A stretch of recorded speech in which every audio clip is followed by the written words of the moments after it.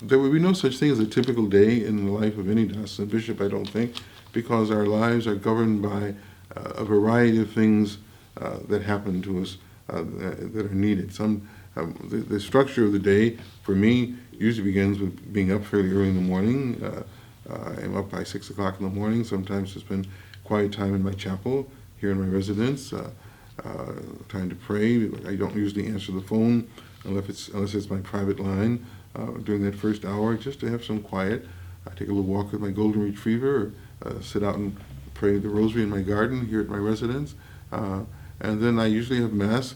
During this season, I have Mass every night in a parish for confirmation. From Easter until Pentecost, which is the 24th of May, I have evening Mass in a different parish. And some days I have two Masses. Sometimes I have Mass in my chapel, which is very small, for just 2 or 3 people.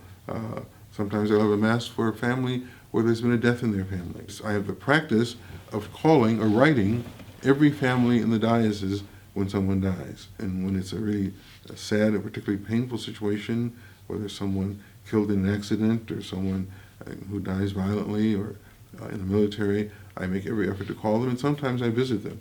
Sometimes it leads to an invitation for them to come here, and we'll have Mass in the chapel. So no day begins exactly the same way. In the course of the day, some days are filled with meetings, with appointments with priests or lay people who come here to the residence or to the office. Other days are more quiet days at my desk where I'm drafting responses to letters, answering the letters of people. I don't have someone who writes answers to letters for me, and sometimes I receive very long 4, 6, 8, 10-page single-spaced letters, and I try to provide some type of response if I can.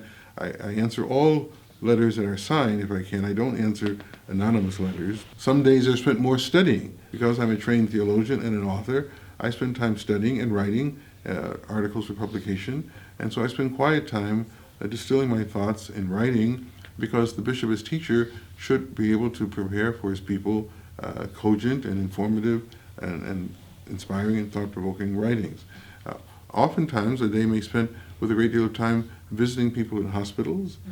I established a practice when I came here of visiting every single Catholic elementary school every year or every other year. At the same time, I regularly visit our 3 Catholic high schools. We only have 3 now, sadly, but I regularly visit them, carrying on question and answer conversation so that the students from Jabot Catholic High School and Mater Dei Catholic High School and Althoff Catholic High School can ask me questions about anything they'd like to. I have regular meetings with the bishops of the province of Chicago, and so we meet regularly as bishops of the province to discuss the needs of the church in the province. And then sometimes my work requires traveling to Rome for conversations with the Holy See and with people who assist the Holy Father in different aspects of the life of the church. So a typical day, I don't go out to lunch at local restaurants. I don't usually have the time. So I tend to have very simple meals here at the residence because it localizes the meal to my residence, and when it's over, I'm already still able to continue my work. Unlike some bishops, I don't spend the whole day at the chancery behind my desk. I go to the chancery as needs to. I go several times a week, sometimes every day.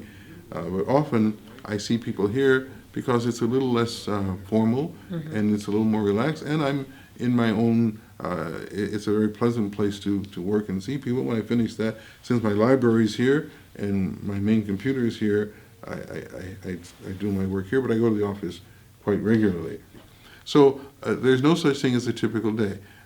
Sometimes the day begins with my plans for what to do, and then there's an emergency. The Vicar General calls me early in the morning and says, "Bishop, have you heard that such and such?"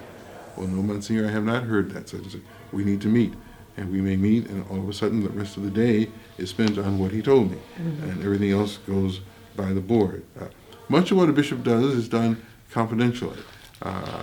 As a bishop, like every priest, but maybe uniquely as a bishop, I've learned the wisdom of never repeating or reporting anything that I learn from people about the life of the church, because I want to respect each priest, each sister, each layperson. But bishops inevitably learn things about people that are challenging for them and challenging for the church. And I try to address every situation pastorally and with sensitivity. I don't take a day off as such. I tend to work every day, but I take periods to rest and to reflect. I take time to to spend quiet in my chapel, which is very important to me. Silence is very important to me. No noise. I love music. I have classical music and all kinds of music playing in my house often, but I need silence. My parents taught me of the importance of serenity. Remain serene, which has been so helpful to me as a priest and a bishop. My mother and father both had experiences that taught them the hard way about the paramount importance of serenity. But I take the words of St. John the 23rd, who was Pope in the 1960s, and Pope John the 23rd said,